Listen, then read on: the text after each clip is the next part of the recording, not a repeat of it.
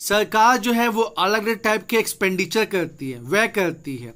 फिर चाहे वो शिक्षा पे हो, स्वास्थ्य पे हो, डिफेंस पे हो, या फिर रोड, रेलवे ये सब बनाने पे हो, रोजगार देने पे हो। तो सरकार को आखिर पैसा आता कहाँ से है? तो दोस्तों आज हमारा जो टॉपिक है उसी चीज से डील करता है, जिसको हम पब्लिक रेवेन्यू कहते हैं या सरकारी राजस्व कहते हैं, जिसके बेसिस पे जो है सरकार खर्च करती है। तो डेफिनेशन देख लीजिए इसका। Government needs to perform various functions in the field of political, social and economic activities to maximise social and economic welfare.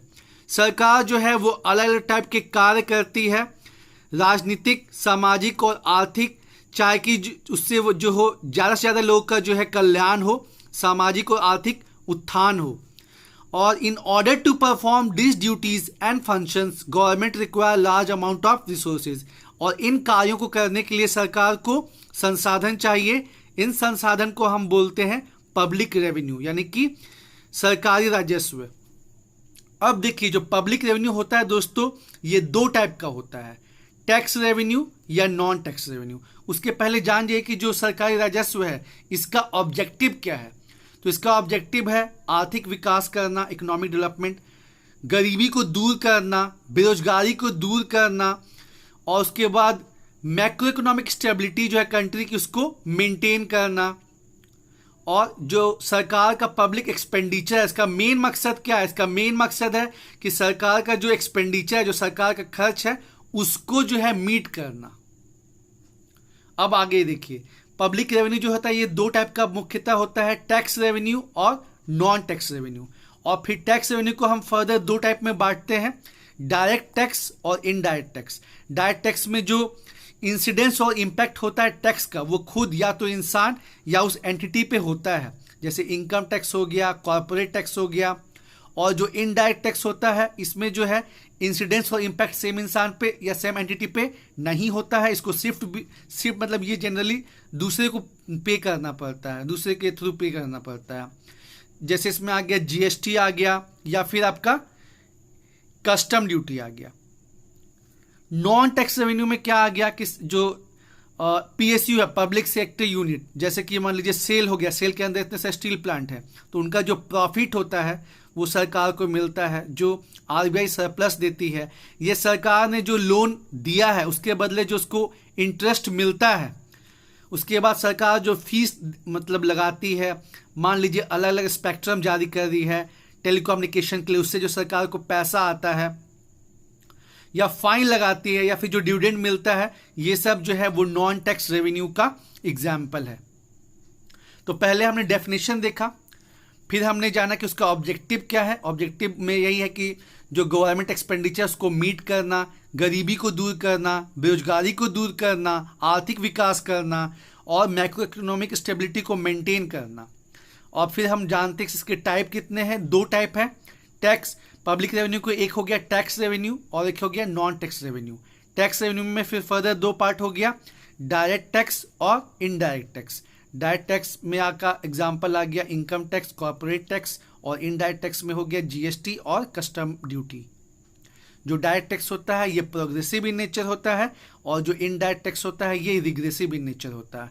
Progressive मतलब जैसे जैसे इनकम बढ़ते जाएगा वैसे वैसे डायरेक्ट टैक्स का जो लिमिट है, मतलब जो टैक्स लगता है वो भी बढ़ेगा।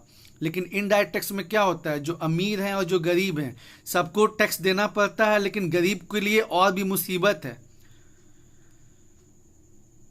और ऐसे भी जो डायरेक्ट टैक्स है इसको अच्छा मानते हैं कंपेरिजन टू इनडायरेक्ट टैक्स। अब हम लोग समझेंगे दोस्तों कैनन्स, यानी कि प्रिंसिपल्स ऑफ टैक्सेशन, जो कि सिलेबस में मेंशन है और ये बहुत इंपॉर्टेंट है। तो कहीं इसको प्रिंसिपल बोलते हैं, कहीं इसको कैनन्स ऑफ टैक्सेशन बोलते हैं। ये टोटल 9 है, 4 जो है एडम स्मिथ ने दिए थे, उसके बाद 5 अभी मतलब फिर बाद में ऐड किए गया। तो पहले जो एडम स्मिथ ने 4 दिया उसको हम जानते हैं। कैनन ऑफ इक्विटी मतलब जस्टिस होना चाहिए, जिसकी जैसी कैपेसिटी है उससे वैसा टैक्स लेना चाहिए। ये नहीं कि जो गरीब है उनको आप 30% टैक्स लगा दें और जो अमीर है उनको 10% टैक्स लगा दें। तो जिसकी जैसे कैपेबिलिटी है उस हिसाब से उसको टैक्स लगना चाहिए, और ये जस्टिस को मेंटेन करता है। तो ये हो गया आपका कैनन ऑफ इक्विटी।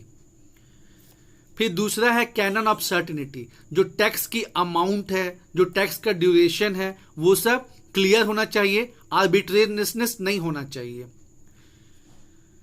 उसके बाद आपका है कैनन ऑफ इकोनॉमी, टैक्स उतना ही लगाना चाहिए, मतलब कि जितना, जो कि बर्डन ना बन जाए, ठीक है, बोझ ना बन जाए, तो इस हिसाब से जो है टैक्स लगाना चाहिए। तो उसको बोलते हैं कैनन ऑफ इकोनॉमी। मतलब tax should be implemented in such a way, इस तरीके से होना चाहिए कि वो बर्डन ना हो। उसके बाद कैनन ऑफ कन्वीनियंस, मतलब कन्वीनियंट होना चाहिए टैक्स पेयर के लिए।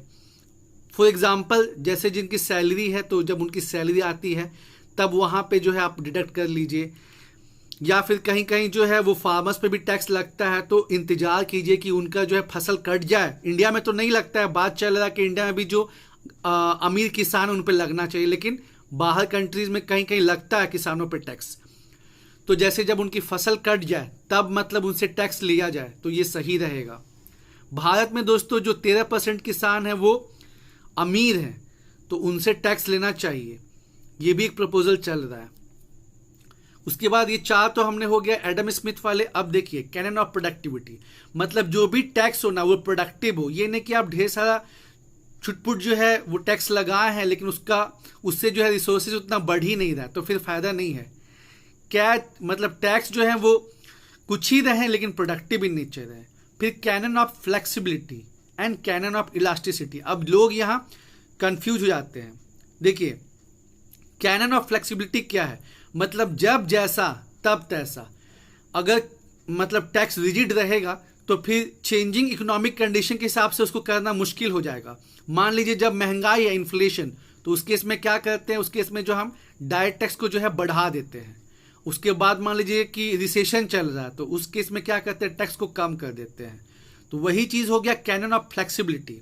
और कैनन ऑफ इलास्टिसिटी में क्या है, कैनन ऑफ इलास्टिसिटी में है कि जैसे जब इनकम बढ़ता है ना, जब देश का तरक्की हो रहा है, तो उस कंडीशन में जो है आप एप्रोप्रिएट टैक्स लगाइए। तो दोनों में ये अंतर है। फ्लेक्सिबिलिटी मतलब जब इकोनॉमी का मतलब इन्फ्लेशन है तो उस समय आप जो है डायरेक्ट टैक्स बढ़ा दीजिए, जब रिसेशन है तो उसको घटा दीजिए। और इलास्टिसिटी बोलता है कि जब कंट्री का ग्रोथ हो रहा है, इनकम बढ़ रहा है, तो आप जो है टैक्स को बढ़ाइए। कैनन ऑफ सिंप्लिसिटी, जो टैक्स है वो सिंपल होना चाहिए, कॉम्प्लेक्स नहीं होना चाहिए और आम पब्लिक को समझ में आना चाहिए। फिर कैनन ऑफ डाइवर्सिटी, एक ही टाइप का टैक्स नहीं होना चाहिए, अलग अलग टाइप का टैक्स होना चाहिए अलग अलग चीजों के लिए। तो ये जो है दोस्तों 9 कैनन्स हैं, ये बहुत इंपॉर्टेंट है। Canon of equity, canon of certainty, cannon of economy, canon of convenience. मतलब ECEC शॉर्टकट याद रखने के लिए पहला अक्षर याद रखिए, फिर इधर हो जाएगा PFESD, यानी कि canon of productivity, canon of flexibility, canon of elasticity, canon of simplicity और कैनन ऑफ डाइवर्सिटी।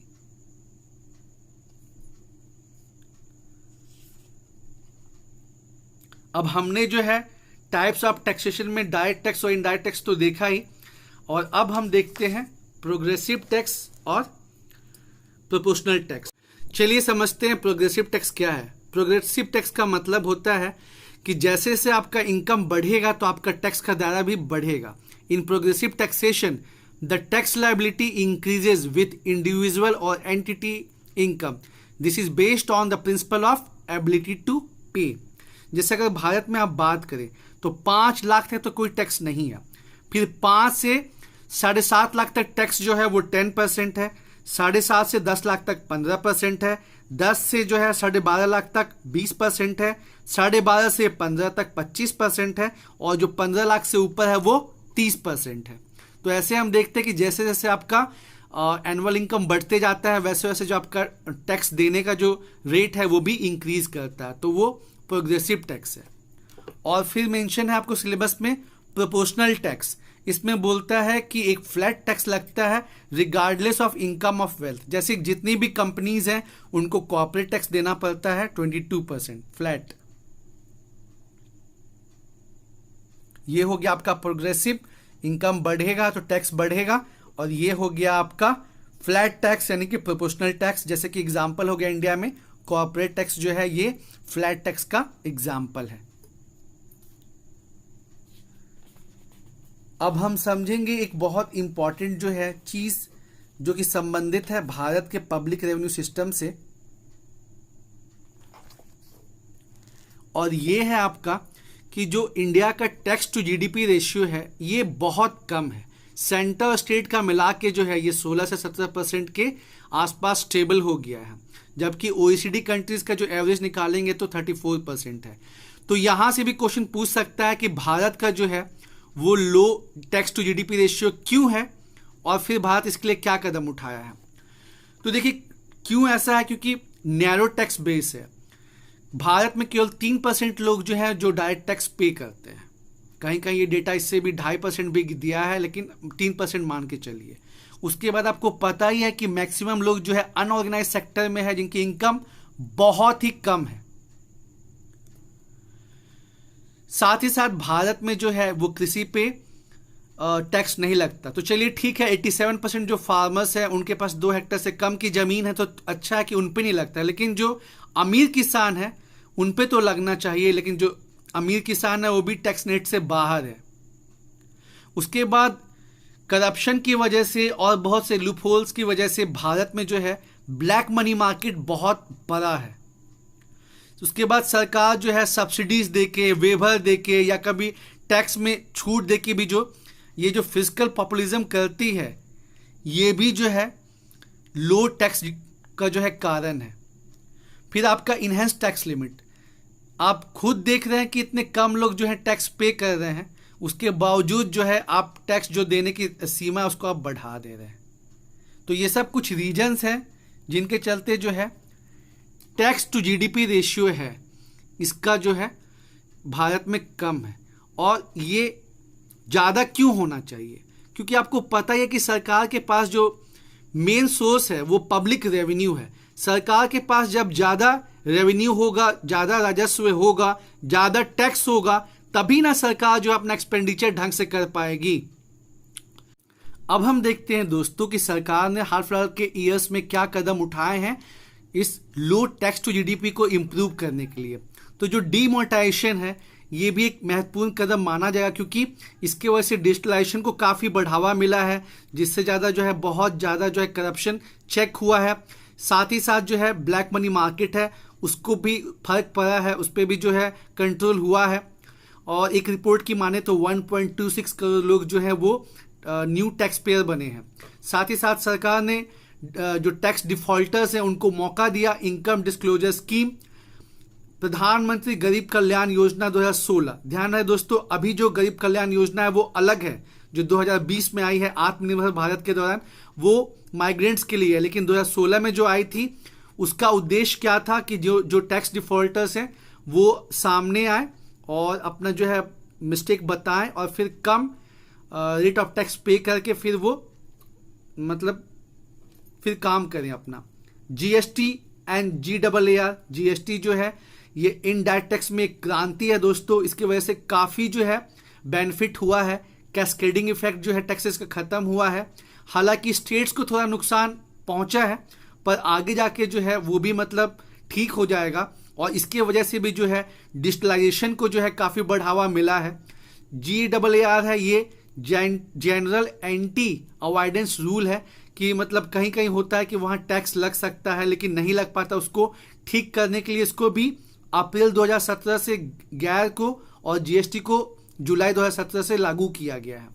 उसके बाद हाई वैल्यू ट्रांजैक्शन को देखने के लिए प्रोजेक्ट इनसाइट स्टार्ट किया गया है और इनडायरेक्ट टैक्स नेटवर्क को इम्प्रूव करने के लिए प्रोजेक्ट सक्षम स्टार्ट किया गया है। जो डबल टैक्स अवॉइडेंस एग्रीमेंट था और उसकी वजह से जो प्रॉब्लम आ रही थी उसको ठीक करने के लिए उसको रीवैम्प किया जा रहा है। साथ ही साथ गवर्नमेंट ने अभी MSME सेक्टर को बढ़ावा देने के लिए और उससे रिलेटेड प्रॉब्लम्स को दूर करने के लिए जो अलग अलग डेफिनेशन थी मैन्युफैक्चरिंग की और सर्विसेज की उसको हटा दिया है। ये डिमांड काफ़ी टाइम से चल रही थी और गवर्नमेंट ने recently transparent taxation honouring the honest करके जो है एक मुहिम चलाई है, जिसमें जो है जो टैक्स पेयर है उनका एक चार्टर क्रिएट किया जाएगा और लॉन्गर टर्म में जाके जो है ये बहुत ज़्यादा बेनिफिट देने वाला है देश को। उसके बाद अरविंद मोदी कमेटी ने जो है वो न्यू डायरेक्ट टैक्स कोड के लिए जो है रिपोर्ट सबमिट कर दिया है और ये भी जो है सरकार इस पे भी जो है जल्द ही जो है एक्ट लाएगी। तो ये सब जो है दोस्तों हाल फिलहाल में जो है कदम उठाया गया है भारत सरकार के द्वारा और आगे चल के जो हमारा लो टैक्स टू जीडीपी का जो प्रॉब्लम है वो दूर होगा, वो बढ़ेगा और फिर जो है भारत और तरक्की करेगा। तो दोस्तों उम्मीद है आपको ये टॉपिक पसंद आया होगा। All the best and thank you.